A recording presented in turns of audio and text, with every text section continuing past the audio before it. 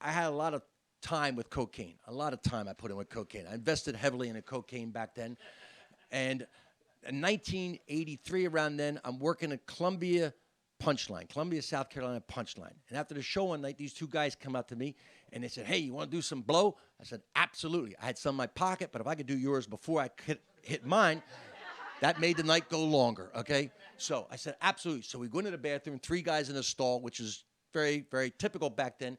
And these guys were not like any guys I'd ever seen before.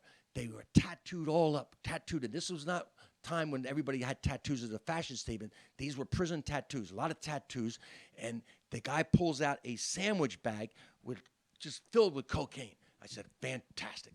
And he pulls out a buck knife. And we're doing coke off the buck knife. Now, I don't notice every time I snort off he's just sticking the knife in my upper lip, just jamming it in there, and I'm snorting off the blade.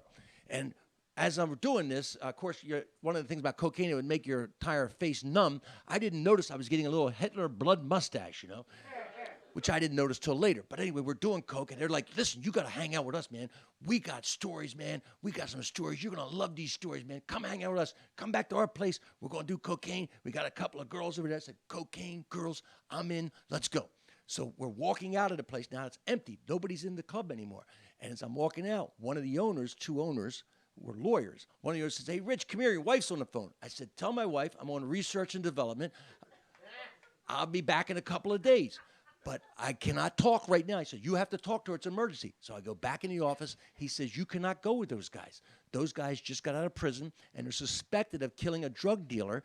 And the police are watching them right now. They're like been tagging them all night. They're watching them. You cannot go with those guys. You want cocaine? We'll get you cocaine. But you're not going with those guys." So I came out and said, "Guys, I can't go. My wife's pregnant, having a kid any minute. I got to, all lies, whatever lies." Didn't go. Next day, I read the paper, the Columbia paper. These two guys are arrested with three young women, lots of cocaine, and a murder weapon suspected of killing a drug dealer, a buck knife.